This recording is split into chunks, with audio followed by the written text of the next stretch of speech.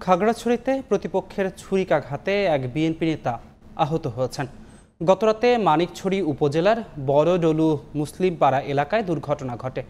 স্বজনদের অভিযোগ, একই এলাকার বাসিন্দা কামরুল ও ফারুকের সঙ্গে উপজেলা বিএনপির সহসভাপতি শাহ আলমের জমি সংক্রান্ত বিরোধ ছিল। এ মামলায় ফারুক দীর্ঘদিন জেলে ছিলেন।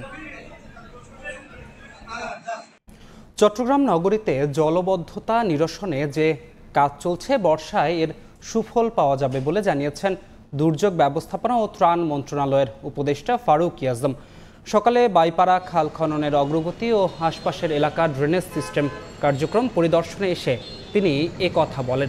উপদেষ্টা বলেন, জলাবদ্ধতা নিরসনে সবার আগে নগরবাসীকে সচেতন হওয়া প্রয়োজন। ড্রেনে বা খালে ময়লা আবর্জনা না ফেলে নির্দিষ্ট স্থানে ফেললে দ্রুত সুফল মিলবে বলে জানিয়েছেন উপদেষ্টা। এ সময় উপস্থিত ছিলেন চট্টগ্রামের জেলা প্রশাসক ফরিদা খানম সহ সিটি কর্পোরেশন এবং সিডিএ কর্মকর্তারা।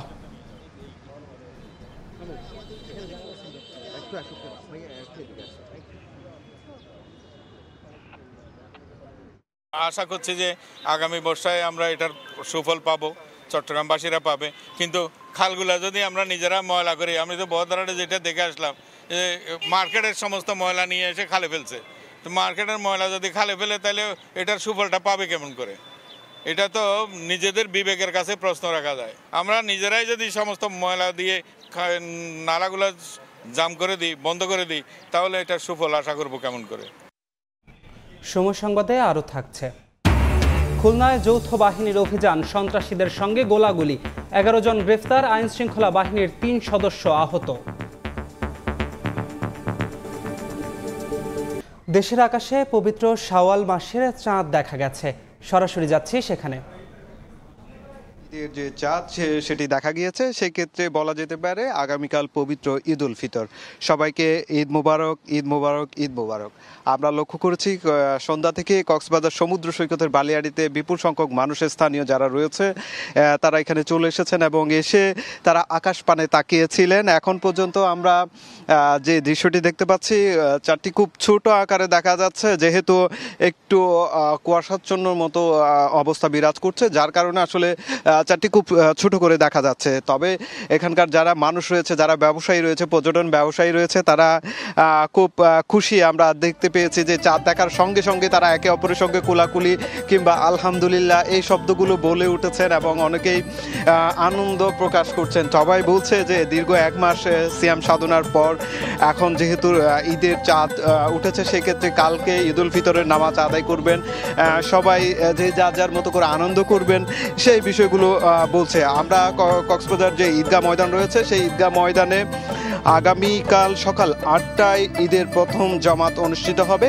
এরপর সকাল 9টায় দ্বিতীয় দফা আবার ঈদের জামাত অনুষ্ঠিত হবে। পুরো কক্সবাজারের জুড়েই কিন্তু সকাল 8টা থেকে 9টার মধ্যে ঈদ উল ফিতরের যে জামাত রয়েছে, সেই জামাত অনুষ্ঠিত হবে বলে বিভিন্ন যে মসজিদ কমিটি কিংবা কক্সবাজার জেলা প্রশাসনের পক্ষ থেকে বলা হয়েছে। এখন পর্যন্ত আসলে যে ঈদের চাঁদ দেখার সঙ্গে সঙ্গে কিন্তু এখানে বিপুল সংখ্যক যারা মানুষ রয়েছেন তারা কিন্তু কিটকটে বসে কিংবা সমুদ্রের বালিয়াড়িতে একদিকে সমুদ্র যেমন উপভোগ করছে, ঠিক তেমনি যে চাঁদ দেখতে পেয়েছেন সে চাঁদের দিকেও তাকিয়ে রয়েছে। এভাবেই কিন্তু প্রতিটি যে মানুষজন এসেছে তারা তাদের মতো উৎসব আগামীকাল যে উৎসব যে আয়োজন হবে, যে ঈদ উল ফিতরের যে 30 রোজা 29 রোজা উদযাপনের পর যে ঈদের যে চাঁদ দেখা গিয়েছে, কালকে ঈদ উদযাপন করবে, সেটিকে কেন্দ্র করে কিন্তু মানুষের মধ্যে উৎসাহ উদ্দীপনার কমতি নেই।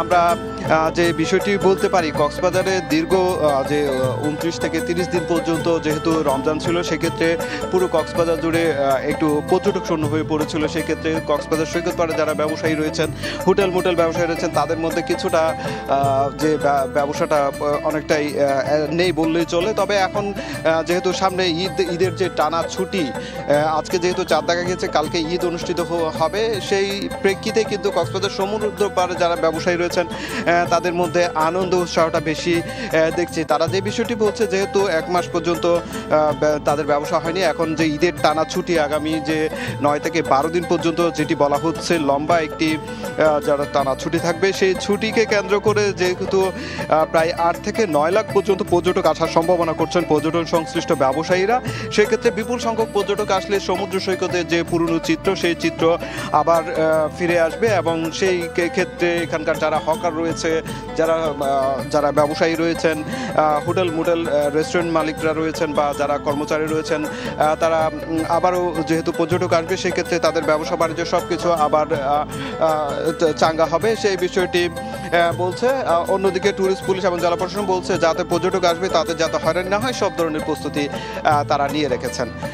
তো এই ছিল কক্সবাজার সৈকত থেকে আমার কাছে সব শেষ। সরাসরি যুক্ত ছিলাম কক্সবাজার থেকে। ঠাকুরগাঁওয়ের একটি কবরস্থান থেকে 4 লাশের অংশবিশেষ চুরি হয়েছে। স্থানীয়দের ধাওয়া খেয়ে পালিয়েছে দুর্বৃত্তরা।